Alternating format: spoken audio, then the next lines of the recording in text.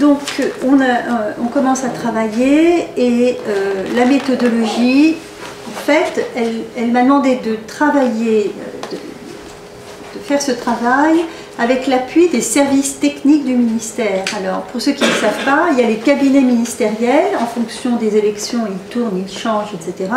Et les services techniques, eux, restent. Donc, le contrat, c'est que le cabinet n'intervient pas sur la mission pendant toute la durée de la mission et que je travaille avec l'appui et les moyens des services techniques. Les services techniques, c'est la Direction générale de la cohésion sociale. Voilà. Les questions de la mission, il y en avait 3. Qu'est-ce qui est prioritaire pour le développement des jeunes enfants? Comment les accueillir en s'appuyant sur quel socle de référence et quelles connaissances essentielles communes pour la formation des professionnels du mode d'accueil. Il y avait plusieurs questions dans la lettre de mission. Et la méthodologie, eh bien, tout simplement créer des espaces de travail collectifs. Parce qu'il faut savoir que dans ces milieux-là, ils adorent les rapports d'experts. Dans les contacts avec la politique, vous devenez un expert par la volonté du prince. Donc, suivant qui est là, il choisit ses experts. En réalité, on est expert un matin et on ne l'est plus le lendemain, peu importe pour eux. Donc, du travail collectif, une fusée à 4 étages, une commission nationale avec des représentants nationaux de l'ensemble des acteurs concernés par la question de la garde du jeune enfant en France. Puis on a procédé à des auditions. La commission a procédé à des auditions en plénière et j'ai procédé à des auditions avec les services techniques. À mi-parcours, un débat public, c'est-à-dire que là où nous en étions, on a fait une journée entière de travail et il y avait 200 personnes associées à cette journée de travail. Et il y avait bien sûr en parallèle, pendant ce temps-là, des groupes de travail thématiques. Les 4 groupes de travail, il s'agissait pendant toute la mission de garder l'axe de ne réfléchir qu'à partir de ce qui se passe pour l'enfant. Et je peux vous dire que dans ce contexte-là, ça n'était pas simple, et c'est jamais simple. Car l'une des membres de la commission, qui est une élue qui représentait l'Association française des villes éducatrices, a dit je ne veux pas recommencer ce que j'ai fait il y a 15 ans. Nous avons voulu travailler sur les professionnels, sur les modes d'accueil de la petite enfance, et nous sommes tombés sur les corporatismes. Car on tombe toujours, quand on veut parler des enfants, sur les professionnels ou sur les familles.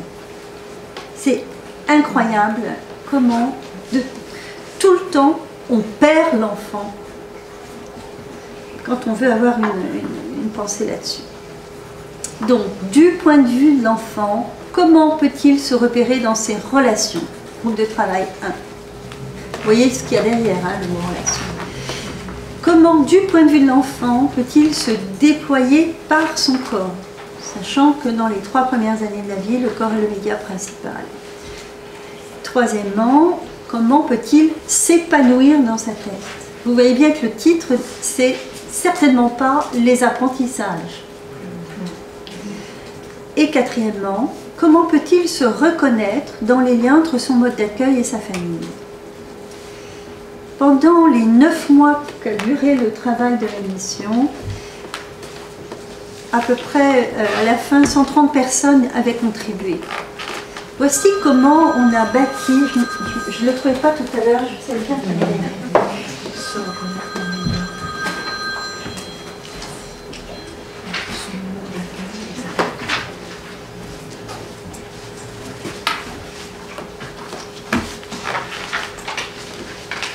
vous voyez bien que, alors, il y avait les acteurs de terrain, les acteurs de première ligne.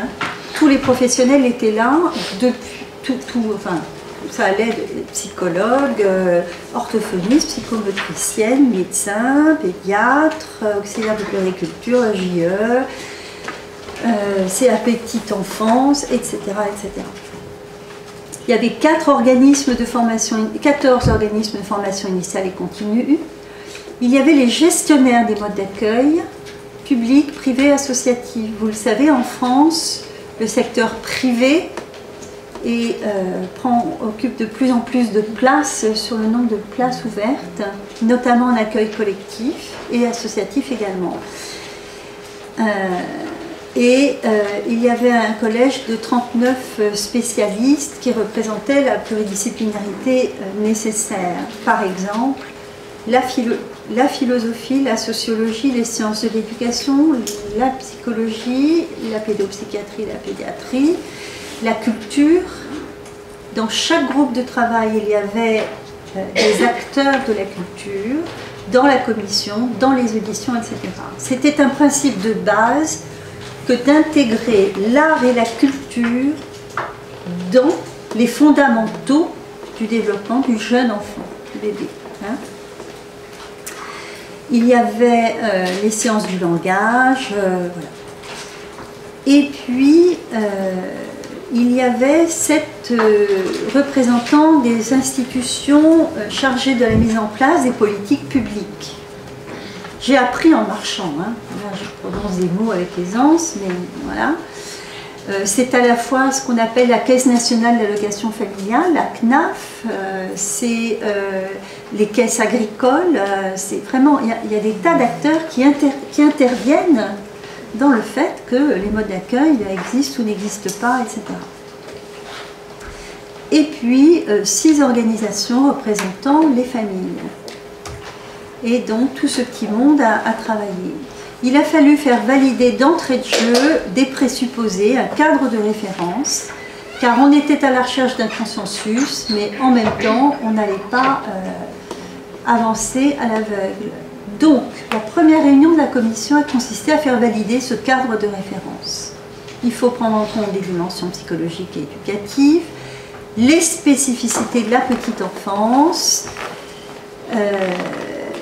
des modes d'accueil inclusifs, mixité sociale, famille en difficulté, enfants porteurs de difficultés de maladie ou confrontés à des situations, se centrer sur les besoins prioritaires pour le développement et l'épanouissement du jeune enfant. Vous le savez, dès qu'on parle de développement, sans y ajouter épanouissement, on perd la clinique, on risque de perdre la clinique. Voilà, alors sur le développement, je veux juste, c'est difficile, je ne vais pas vous faire le rapport ni en synthèse, mais vous l'avez sur internet et vous avez une synthèse, je crois, d'une 20aine de pages. Tout à fait. Ils ont reçu tous, je vais d'ailleurs faire passer une liste où s'inscrivent ceux qui n'ont pas reçu le mail, où il y a ce lien sur une page très bien faite, je vais faire tourner le document, où vous avez le rapport, la synthèse, le communiqué de presse, le discours de Laurence Rossignol, les contributions, et puis des vidéos qui sont tout à fait illustratives. Voilà. Donc, ceux que ça amuse, allez voir un peu plus près. Voilà. Mais quand même, pour ce qui nous concerne aujourd'hui, en fait, si je vous ai raconté l'histoire du Présunic, c'est parce que si Dacko n'avait pas essayé de faire un livre grand public, mon histoire n'aurait probablement pas été la même. Et ça pose la question de la langue de notre discipline et de la rencontre avec les autres disciplines. Et vraiment, comment pouvons-nous à la fois parler notre langue de psychanalystes, de psychologues cliniciens, de chercheurs, parler notre langue et revendiquer ce qui aujourd'hui est absolument nécessaire, qu'elle ne doit pas être frappée d'une omerta. Alors, je vous donne un exemple quand même. On n'ose plus parler de sexualité infantile dans ce pays. On parlera d'interaction.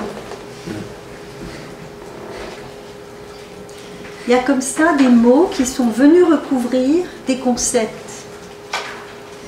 Parce que la psychanalyse traverse une passe difficile et que les adversaires de cette discipline ont compris qu'il fallait attaquer la langue.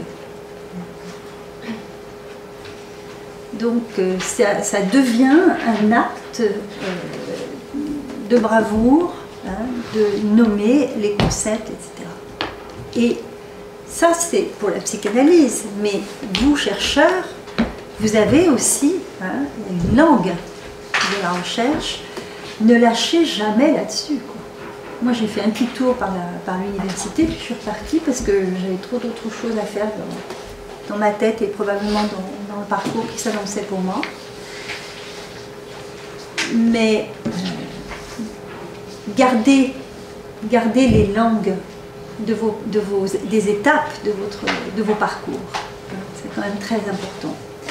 Et en même temps, il ne faut pas lâcher prise sur le fait qu'il nous faut, et il va vous falloir à vous, qui êtes moins chanceux que nous, il va vous falloir vous faire entendre, vous faire comprendre, faire connaître, transmettre ce que vous faites. Toujours trouver des mots simples, des images, des exemples. Il faut toujours, voilà. Et dans cet univers politique, ce sont des gens pressés, comme partout, hein, mais aussi, ils ont leur libido, c'est de faire. Et on ne peut pas leur reprocher, parce que quand ils font pas, on leur reproche aussi. Et pour faire, ils ont besoin d'avoir une idée, une image, un projet.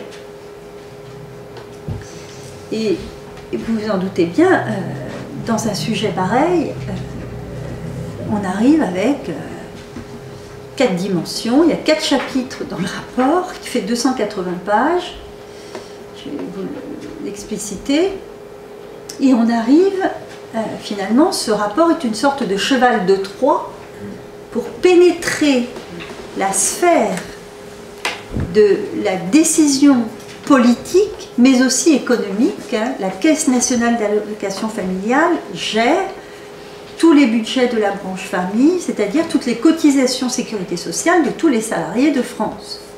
Et ce sont des gestionnaires. Donc il faut, avec un outil comme ça, il s'agit de quoi faire.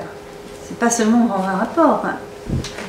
C'est de leur faire un peu attraper le virus du bébé, quoi.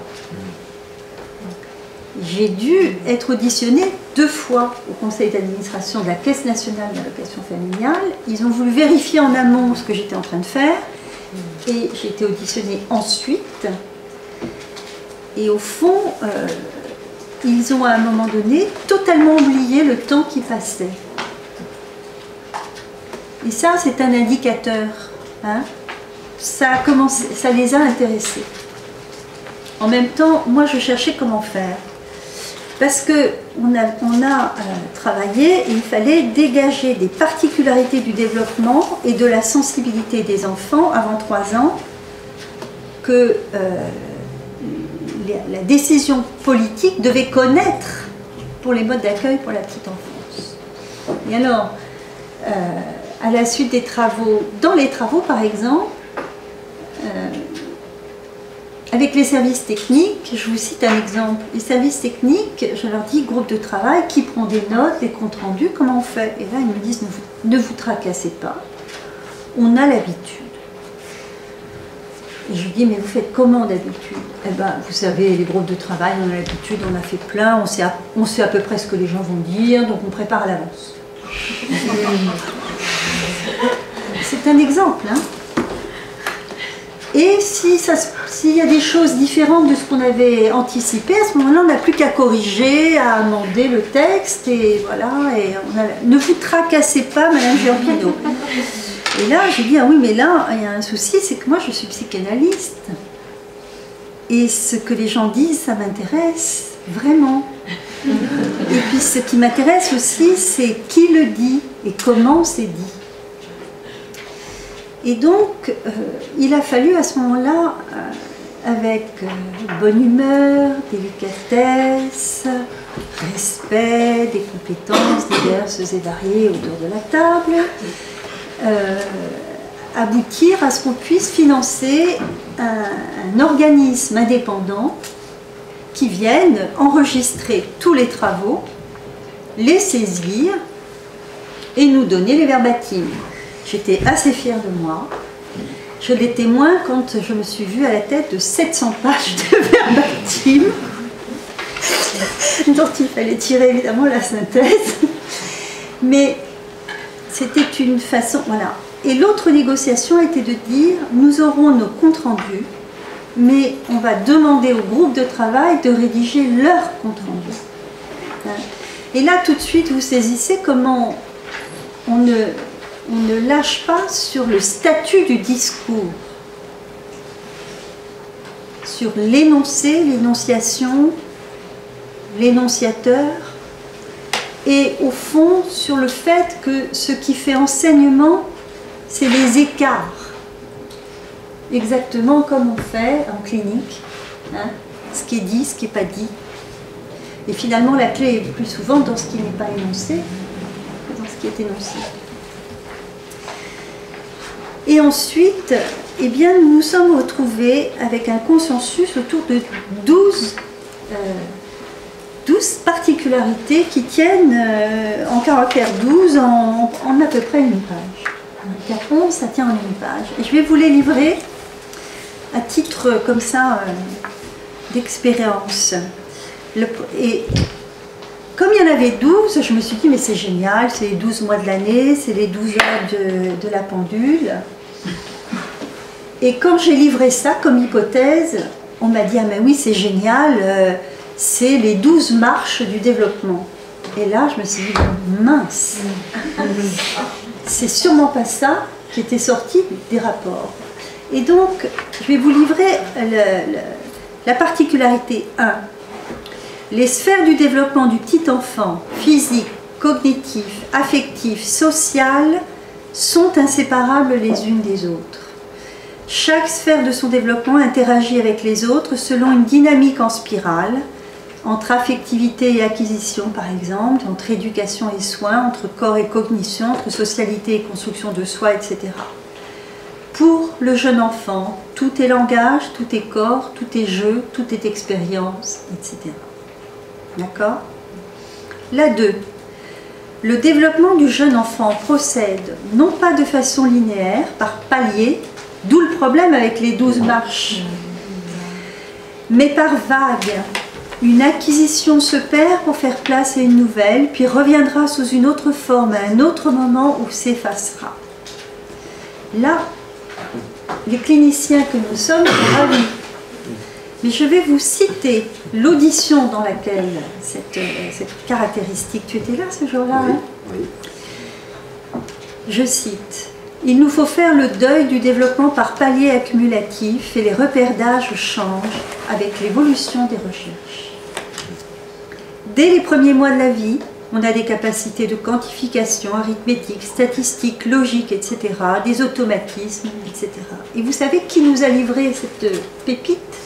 C'est Olivier Houdet, neurocognitiviste, s'il en est grand professeur dans sa spécialité. Dans cette maison. Et dans cette maison. Alors, on est content dans ces moments-là, quand vous êtes chargé par un ministre de trouver un consensus et que vous avez Olivier Houdet qui vous dit exactement ce que dit Sylvain Missonnier et ce que disent d'autres. Hein? Voilà. 3e, le très jeune enfant n'est dépendant mais pas impuissant. Il a des capacités d'imitation, d'empathie, d'ajustement postural, les protocommunications, etc. Vous reconnaissez le dialogue tonico-émotionnel, vous reconnaissez tous ces grands basiques. Hein.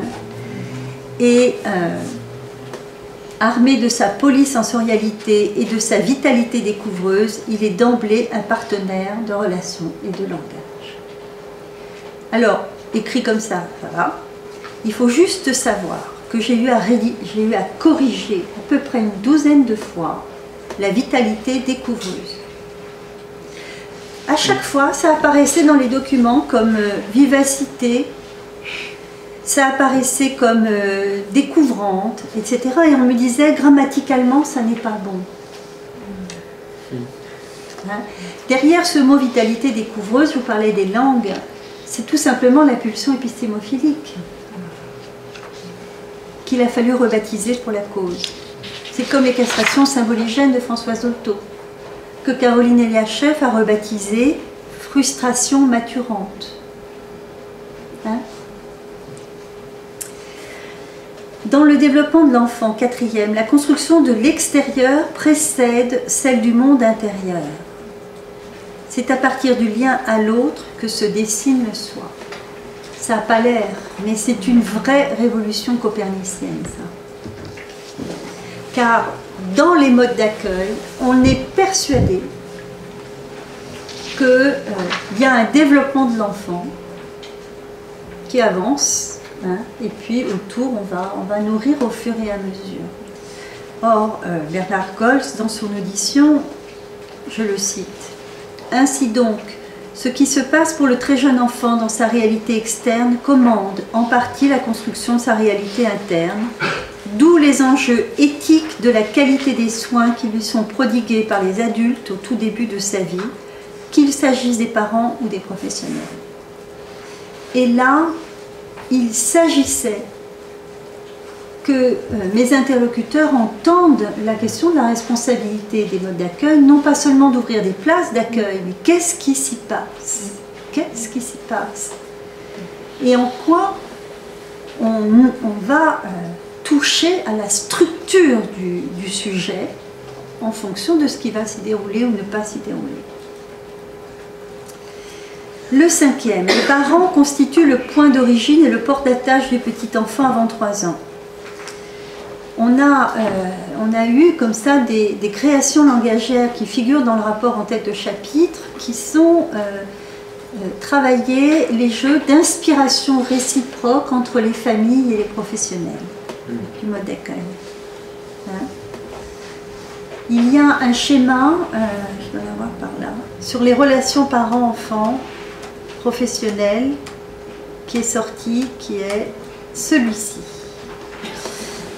Dans les modes d'accueil pour la petite enfance, il y a toujours le triangle du haut. Vous entendrez toujours parler des relations parents-professionnels-enfants, le triangle. Hein.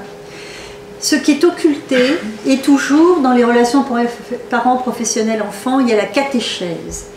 Relations de confiance, complémentarité, se parler, communiquer, la bienveillance. Vous me suivez, hein? Autrement dit, la forclusion, ou plus exactement, la production d'un discours opératoire, idéalisé et idéalisant, qui apparaît dans tous les projets d'accueil de France et de Navarre. En réalité, c'est juste un peu plus compliqué que ça, puisque dans les relations parents-enfants, il y a des enjeux de filiation. Je n'ai pas le temps de développer ce soir, mais vous verrez, c'est développé. Et que ce qui se passe entre les professionnels et les enfants, c'est un lien professionnel autour du lien de réalité, etc. Ce qui ne veut pas dire qu'il n'y a pas des interférences intersubjectives, intrasubjectives entre les professionnels et les enfants, mais elles ne sont pas du même ordre. Et les professionnels et les parents ont beau faire tout bien, de toute façon, il n'en reste pas moins qu'il y a des hiatus. Voilà. Et tout simplement, le problème, c'est qu'on occulte la dimension symbolique de la relation, ici représentée par l'institution. Hein. Et là, on parle en politique de mode d'accueil réglementé, mais ce qu'il s'agit de représenter là de psychanalytique, c'est que les liens entre les humains sont régis, pas seulement par les relations, par les affects, etc., mais par les statuts et les régulations sociales, culturelles, etc. Et dans le rectangle d'en bas, vous avez tous les systèmes de financement, vous avez toutes les procédures, etc., etc. Et je vais vous en citer une. pour augmenter le nombre de places d'accueil, qui s'appellent dans ce pays maintenant des solutions d'accueil. C'est déjà, vous vous rendez compte? Autrement dit, il ne s'agit pas de place pour les enfants, mais il s'agit de trouver des solutions d'accueil. Ça veut dire que l'enfant est posé d'emblée comme un problème. Hein? Et pour trouver des solutions d'accueil, on a inventé le multi-accueil. Il y a une quinzaine d'années. Et non seulement on a inventé le multi-accueil, c'est-à-dire qu'à la fois ils peuvent venir à plein temps, à mi-temps, à tiers-temps, le matin, l'après-midi, etc., car il faut répondre aux besoins des familles et ajuster au mieux l'offre et la demande. Mais en plus, pour que ce soit plus juste, on a proposé le paiement à l'heure pour les familles. Donc les familles prennent un contrat, signent un contrat pour 2 jours, 2 jours et demi, 3 jours, etc. Elles sont au départ ravies, puisqu'elles ont un truc ajusté et à leurs finances et à leurs besoins. Et puis en réalité, eh bien, vous le savez, dans les crèches, la direction bidouille et on dit aux parents, bah là, c'est 2 jours et rien de plus, c'est à prendre ou à laisser. Donc vous avez des enfants qui ont 3 ou 4 modes d'accueil différents dans la semaine, etc. Mais surtout, le paiement à l'heure, par exemple, c'est pour dire qu'il n'y a pas de raison que les parents paient à la journée et paient des heures qu'ils n'utilisent pas. En réalité, ce paiement à l'heure, c'est un poison dans la relation entre les enfants et le mode d'accueil, entre les professionnels et les parents. Exemple, est-ce que le temps que l'on passe à échanger avec les parents le soir est facturé ou non facturé? C'est ce paiement à l'heure qui a fait installer des bips, des pointeuses à l'entrée du mode d'accueil collectif. C'est ce paiement à l'heure qui fait que... Voilà. Hein? Donc, ce petit rectangle du bas, mine de rien, de le nommer, de le replacer dans les représentations, d'où l'importance du schéma pour fixer les images, c'était une façon de situer le politique comme partenaire tout aussi déterminant de l'affaire que les enfants, les parents, les professionnels. Ce dont il avait préféré se retirer. Bon, je vous cite un peu tous ces exemples, que vous sentiez les pontages qu'il est nécessaire de faire en permanence.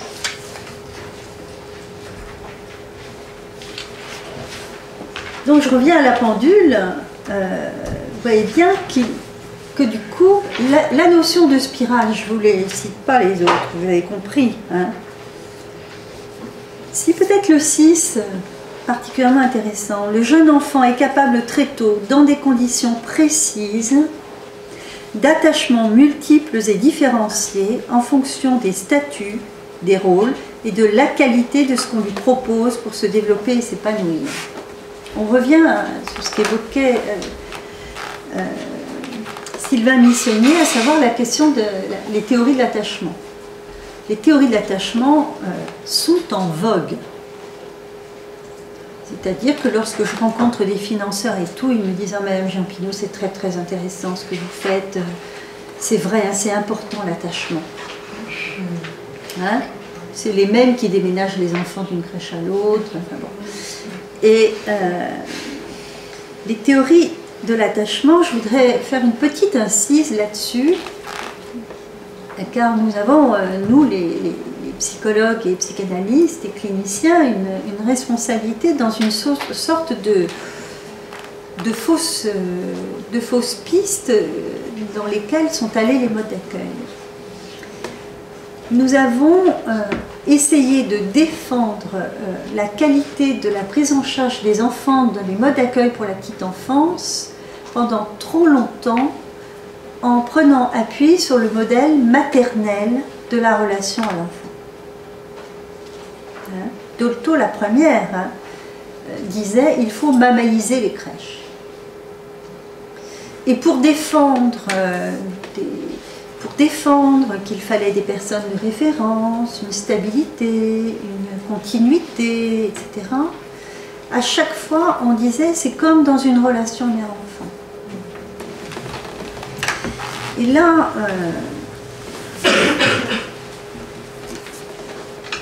il y a 2 pièges. Le premier, c'est que si on part de là, on va penser l'attachement comme sur le prototype du lien mère-enfant. 1-1. Ça a d'ailleurs donné le concept de dyade, mère-enfant. Ça a fait le lit aussi des conceptions qui font que la culpabilité des femmes qui partent travailler et confient leur enfant ne régresse pas avec les années. Il y a dans nos travaux de psychologie une sacralisation du lien mère-enfant et quelque chose qui vient se nourrir ou nourrir des résidus de la théorie de l'instinct maternel. Nous avons eu des conceptualisations brillantes et nécessaires, comme la préoccupation maternelle primaire de Winnicott, la folie maternelle. Ça nous a permis simplement de faire quoi? De dire que pour qu'un petit humain survive, il faut qu'un grand humain ou un moyen humain puisse se laisser mettre dans un certain état de fragilisation nécessaire à déployer des capacités de saisie des signaux ou des infrasignaux émis par le bébé. Cette personne-là, je l'ai nommée déjà en 2000, même un peu avant, le grand proche de l'enfant. Pourquoi? Parce que il s'avère que on est trop dans, on reste, même sans le vouloir, dans une symbolisation de la continuité biologique par la continuité du lien psychique entre la mère et le bébé. Avec en plus ce que tous les travaux en périnatalité, alors là pour le coup vous êtes plus spécialiste que moi, finalement interrogent. Car la mère porte en elle un bébé parce qu'elle est finalement parce qu'elle possède une anomalie. C'est un corps étranger et c'est donc parce qu'elle inhibe les anticorps que ce bébé peut rester là. La mère porte en elle le bébé parce qu'elle a accueilli en elle les cellules paternelles, pour rester dans un schéma classique. Et puis le fameux cordon ombilical, quand même, il ne relie pas le bébé à la mère, il faut arrêter. Il relie le bébé à son placenta, avec tout ce que l'on a travaillé quand même depuis quelques années sur la fonction symbolique du placenta, et à travers les cultures on le voit bien, etc. Moi j'ai l'habitude de dire que quand même c'est pas pour rien que lorsque le placenta sort de l'enceinte maternelle, on appelle ça la délivrance quand même. Et je dis toujours, finalement, le bébé fait sa valise. Et c'est quelque chose de l'empreinte de cet autre lui-même qui vient se décoller de lui-même, créant là, de même que lorsqu'il vient perdre le portage, qu'il est confronté à la pesanteur, à l'air, etc. La venue au monde, c'est l'entrée dans la communauté des humains frappés par le manque irrémédiable de la complétude. Et c'est dans cet espace-là, entre le bébé et quelque chose d'autre qu'il peut prendre pour lui, c'est dans cet espace créé-là qu'a une chance de pouvoir naître une mère. La mère est sécrétée par l'enfant, d'une certaine manière. Et si ce n'est pas la mère qui vient se placer là, la mère biologique, la mère qui a fait naître l'enfant, ça peut être quelqu'un d'autre, à condition que cet autre, le grand proche de l'enfant, ne se prenne pas pour la mère, et le lui dise et qu'on le lui reconnaisse. Or, nous voyons quand même plus fréquemment que nous ne voudrions le voir, un grand nombre de femmes qui ne peuvent pas se laisser placer à cet endroit-là par leur enfant. Et il y a dans les modes d'accueil pour la petite enfance et dans les services de maternité, etc., il y a comme une espèce de forçage de la représentation. Oh, qu'est-ce que vous devez être heureuse! Oh là là! Hein? Bon.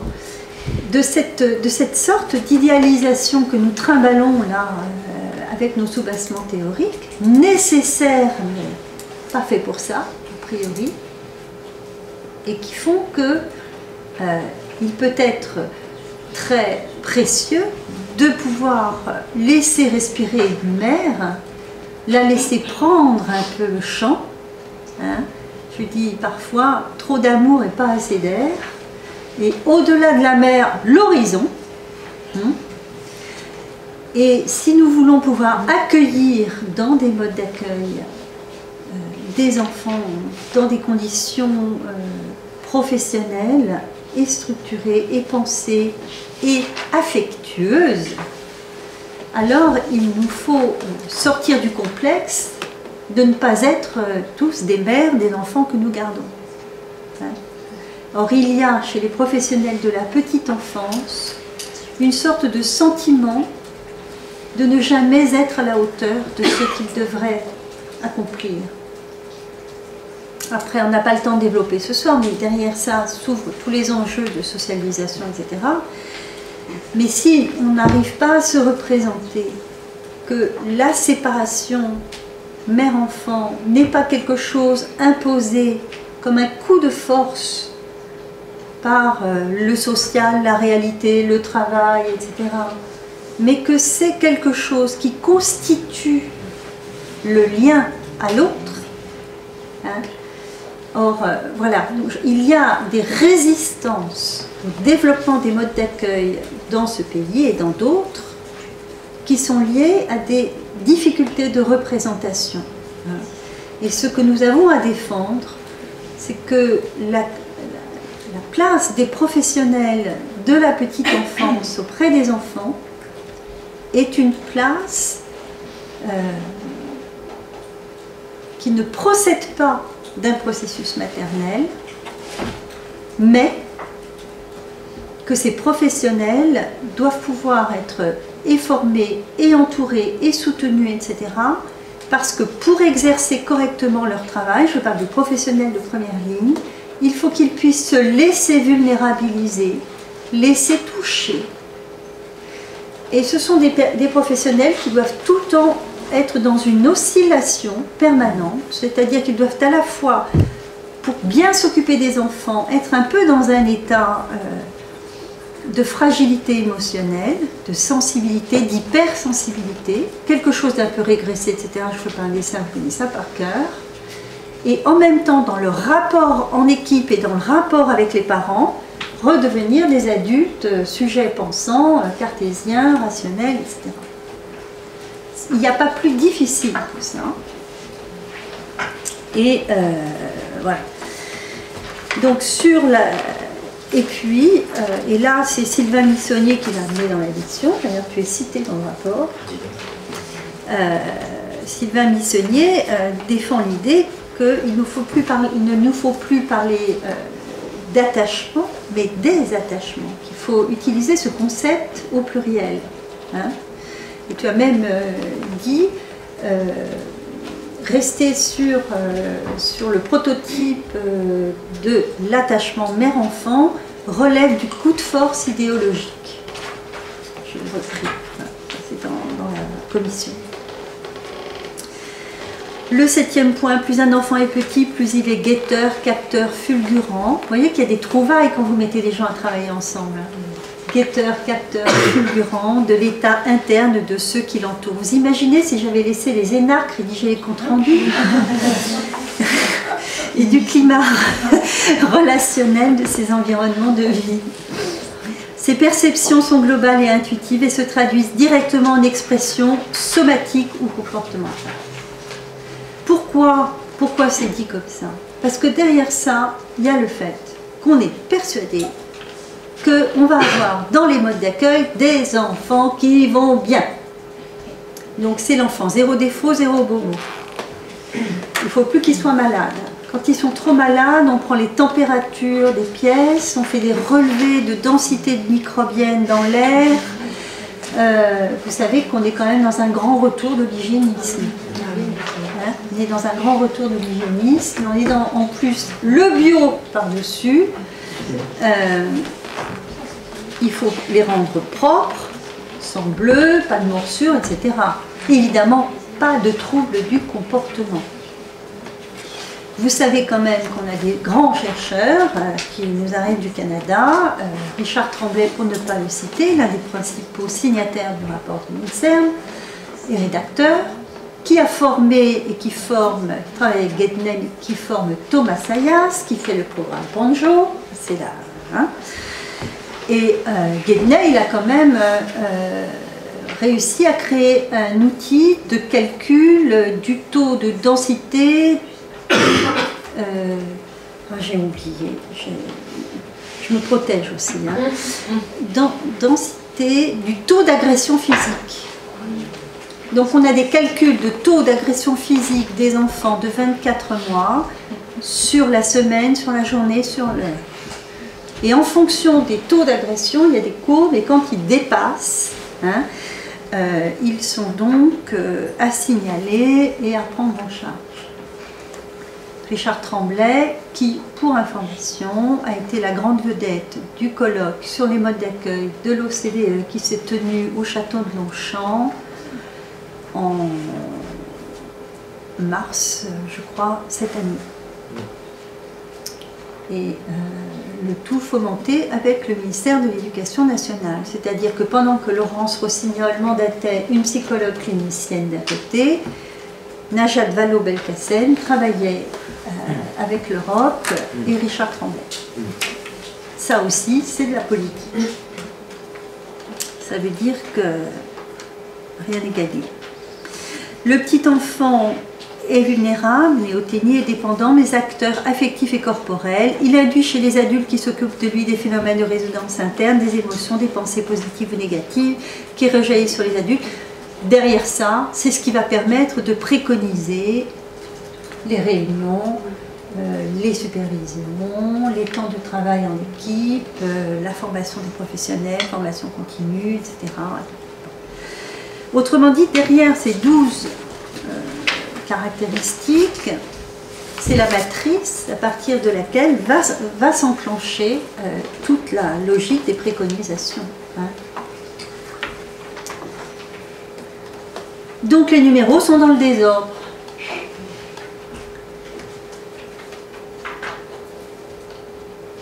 Alors, vous le voyez, l'importance du vécu néonatal, familial et de la néothénie. Alors, pourquoi nous avons insisté là-dessus? Parce que il s'agirait dans ce pays, comme dans d'autres, et ça c'est la grande tendance européenne. Vous savez que les institutions européennes sont très largement anglo-saxonnes. Hein, et que les références internationales sont américanisantes. Et que du coup, il s'agit de dire que les modes d'accueil ne doivent pas être des services sanitaires. Il faut désanitariser les modes d'accueil et il faut que ça devienne des lieux d'éducation précoce. Donc, tout le monde s'attendait à ce que nous arrivions au résultat que ce n'est pas nécessaire d'avoir des auxiliaires de puériculture dans les crèches, et que dans la formation des assistantes maternelles, on n'avait pas tant besoin de perdre tant de temps sur... voilà. En réalité, tout ce qui est ressorti des travaux était contraire à ça. C'est-à-dire qu'au fond, tout ce qui est ressorti, c'est que si on veut vraiment pouvoir bien s'occuper des enfants, il n'y a qu'une solution, c'est la pluridisciplinarité. C'est la conjonction des approches. Et ce qui est apparu, c'est que dans la formation des auxiliaires de puériculture, il y avait des stages en hôpital, il y avait des stages auprès de personnes handicapées, etc. Et que la confrontation avec la vulnérabilité humaine est indispensable pour s'occuper des bébés. Sinon, on va virer les modes d'accueil du côté de l'éducation précoce et donc du côté de la surcognitivisation de la petite enfance, qui est quelque chose qui est très très en marche dans notre pays. C'est pour ça qu'on a abouti aussi sur le fait qu'il fallait penser le développement de l'enfant dans les modes d'accueil, non pas en termes d'éducation, ni en termes de sanitaire, mais en termes de prime éducation. Ça vous dit quelque chose, la notion de prime éducation? Ça vous dit quoi? À qui ça évoque quelque chose? En fait, c'est un vieux bouquin, c'est un bouquin de Luc Boltanski. Le sociologue. Le sociologue. La condition fétale, lui-même. Il a fait aussi sur la condition fétale? Oui, oui. C'est incroyable celui-là. Ouais. Et il a écrit un bouquin qui s'appelle Prime éducation et morale de classe. Très intéressant. Alors lui, il ne remontait pas au moins de 3 ans. Hein. Mais au fond, je n'ai pas trop le temps de développer. Mais vous entendez qu'est-ce qu'il peut y avoir dans Prime éducation? Dans Prime éducation, je vous cite un exemple. Vous savez, ce mécanisme un peu bizarre qui fait que le jeune enfant peut attribuer à autrui ce qu'il accomplit lui-même. C'est le coup classique d'un enfant qui tape, Baptiste tape Jérémie, et pleure en disant qu'il a été tapé. Aujourd'hui, où la clinique et la psychanalyse ne nourrissent plus autant les formations des professionnels de la petite enfance, on a de plus en plus de professionnels qui sont dans le rationalisation. Et donc, on commence à voir apparaître des choses du style « avoue que c'est toi qui as tapé le premier ». Là, vous avez un enfant qui, tout d'un coup, est totalement perdu, égaré. Hein, et qu'on voit se débiliser sous nos yeux dans des moments comme ça. Hein. Et le même enfant qui va plus savoir qui a tapé hein, dans ce moment-là, et pourtant celui qui va, dans la seconde qui suit ou dans la seconde qui a précédé, et même avec 1 an de moins, aller chercher le doudou d'un copain qu'il voit en détresse, ou voilà. Et on sait avec des travaux comme ceux de Jean de Serti, etc., on sait qu'il y a quelque chose d'une sorte de capacité très très précoce chez les petits humains hein, de préférence pour les postures positives de relation envers l'autre. Ils ont une appétence très tôt, hein, ils repèrent très vite les comportements qui vont être aidants par rapport aux autres. Eh bien, vous pouvez avoir un enfant qui a quelques mois va être capable de cette altérité réelle en place et qui peut, quelques mois plus tard ou un autre plus âgé à côté, tout d'un coup être très dépersonnalisé, très indifférencié. Penser les choses en termes de prime éducation, c'est considérer qu'on est là, non pas pour obtenir la mise en place d'un mécanisme, mais pour accompagner l'accomplissement de cette mise en place. Et faire toujours le crédit à l'enfant qu'il y a un maintenant et un après dont il pourra se saisir encore et encore et encore. Autrement dit, faire en sorte que les professionnels de la petite enfance ne se sentent pas en échec quand un enfant n'obtempère pas, ne fait pas ce qu'on lui dit, etc. Hein? Bon, c'est des enjeux, évidemment, vous le voyez venir. Les 3 premières années sont fondatrices, mais pas déterministes. Donc, principe de bien-traitance. La bien-traitance, c'est Daniel Rapoport, d'accord. La bien-traitance en un mot, c'est un autre concept. Et c'est pas la même origine. Vous avez travaillé sur ces notions-là, j'imagine. Certains d'entre eux, mais vas-y, tu peux repréciser les choses. Non, mais ça, vous regarderez. Hein. En gros, la bien-traitance sans tiret, c'est le vivre ensemble, c'est tous ces grands principes, c'est tous ces idéaux hein, de socialisation La bien-traitance, ça sous-entend une discontinuité, donc une scansion de la pensée, donc l'ouverture à l'idée que ce sont des mécanismes complexes, pour faire court. Tu as à peu près 15 minutes. Non, on va passer aux questions peut-être. Prends 10 minutes, un quart d'heure pour... Alors, on est dans la série mise en image, par exemple. Alors, autre chose qu'il fallait faire entendre. Ce qu'il fallait faire entendre, c'est que on ne peut bien s'occuper d'un jeune enfant jusqu'à 3 ans que si on a une connaissance du vécu néonatal. Que si on a l'idée qu'il y a un avant de l'enfant qu'on accueille dans le mode d'accueil. Et que l'enfant arrive déjà avec une très longue histoire. Là, vous évoquiez dans l'accueil des enfants, quand on reçoit les parents, quand l'enfant arrive, etc., on a déjà des matériaux incroyables. Et il se passe des choses, bon, je ne veux pas développer, mais on a des enfants qui viennent nous mimer leur naissance quand même. C'est-à-dire que le vécu néonatal, il est encore tellement proche que je pense à un enfant qui fonçait comme ça dans les eaux, toujours tête en avant, tout le temps, c'est comme un truc compulsif chez lui. Et c'était une mémoire sensorielle d'une situation pendant la grossesse et le moment de l'accouchement. Alors, il y a des mots-clés là qui ont émaillé tout le travail de la mission, et je peux vous dire que ces mots-clés, quand vous avez les gestionnaires, c'est intéressant parce que perméabilité, appétence langagière, le déjà là, c'est tout le déjà là avant qu'il arrive en mode accueil. Dépendance, distinction affective, dialogue tonique postural, empathie, protocommunication, les capteurs de rythmicité. Vous trouvez des notions qui sont tellement fondamentales pour les modes d'accueil. Plasticité cérébrale, épigénèse, génétique, néoténie, polysensorialité, imitation, intermodalité, bioaffectivité.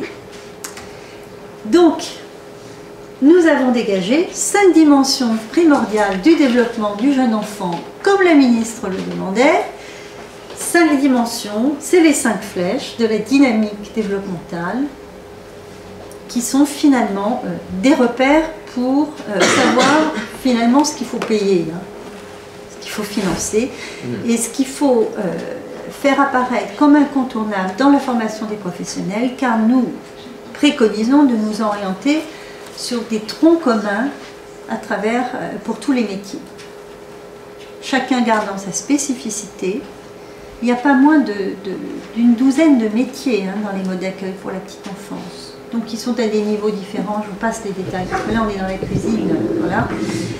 Mais au fond, tout le monde a besoin d'apprendre ce qu'il en est de la question de se sécuriser pour l'enfant, comment il construit sa confiance de base, et derrière, c'est ce que j'ai appelé rêver. Sécurité affective, singularité, continuité, attachement, ethnicité. Ensuite, prendre soin de soi, de la puriculture à l'autonomie. Qu'est-ce que ça veut dire? Ça veut dire que si on a des gens qui nursent bien les enfants et leur font découvrir des façons de se sentir bien, on augmente évidemment les chances, c'est pas garanti, mais on augmente les chances pour qu'il sache reconnaître ce qui est bon pour lui et ce qui est bon pour l'autre. J'ai appelé ça le rire. Pourquoi le rire? Parce que ça dépend du plaisir dans les soins du corps. Portage somatique et psychique, bien-traitance, santé globale et démédicalisation. Se protéger soi-même, prendre soin des autres. Troisième repère, se repérer dans ses relations, s'identifier. Et j'ai appelé ça chanter. Parce que là, évidemment, toute la culture est centrale. L'affiliation, les origines, la nomination, les identités multiples, familiarité et altérité, intimité, confidentialité. Se déployer et apprendre, vitalité découvreuse et ludique, c'est grimper, ça ne vous étonne pas, je ne développe pas. Se socialiser, le langage, les codes, les valeurs. Le langage, pourquoi? Parce qu'on n'apprend pas à parler. Or, nous avons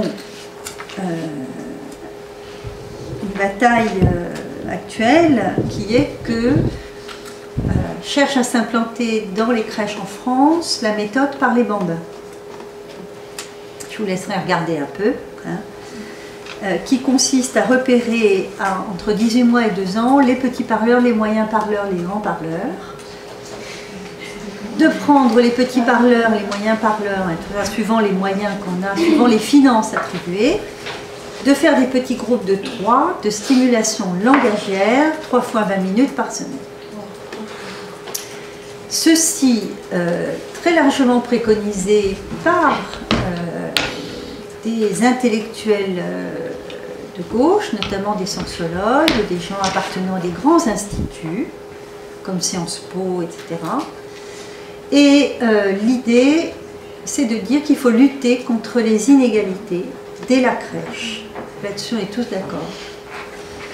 Et que les enfants qui ont des retards de langage sont des enfants qui vont cumuler des handicaps sociaux, car les retards de langage avant l'entrée à l'école sont prédicteurs de difficultés scolaires qui, elles, sont prédictrices de, etc., etc. Vous connaissez la musique. Or, je n'ai pas le temps de développer, mais c'est quand même une sale affaire. Et là, pour le coup, tout le monde y va. Hein. La ville de Nantes, la première, la ville de Lyon démarre maintenant, la ville de Lille a enclenché avant même la ville de Nantes, et il n'y a pas d'évaluation correcte, les bilans ne sont pas très bons. Agnès Florin, sur la ville de Nantes, avec l'université, a fait des évaluations à 3 ans de recul aujourd'hui. Le bilan n'est pas bon, les enfants qui ont subi la méthode par les bambins en crèche n'ont pas de performances différentes 3 ans plus tard à l'école maternelle, mais c'est pas grave, on y va et tout le monde est content parce que ce sont des programmes systématiques, on sait ce qu'on paye, combien il y a de séances et tout, vous voyez ce que je veux dire. Et on fait du social. Donc c'est là, et là, droite et gauche, c'est pareil. Hein. La ville de Paris est très tentée, heureusement, on a quelques-uns à nous entrer. Donc,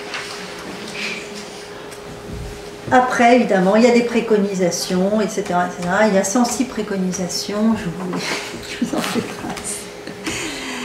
Voilà, 4 chapitres à ce rapport. Les 4 chapitres, ben, c'est 1, effectivement, le développement de l'enfant. Une fois qu'on a décliné ce dont je vous ai donné un aperçu, comment ça va se décliner dans le travail avec les familles, sachant que le lien avec la famille est partie prenante du développement de l'enfant, mais c'est aussi quelque chose qui doit se décliner, et comment ceci va se décliner ensuite dans l'organisation des modes d'accueil du pays, et comment ça va se décliner dans des pratiques souhaitables.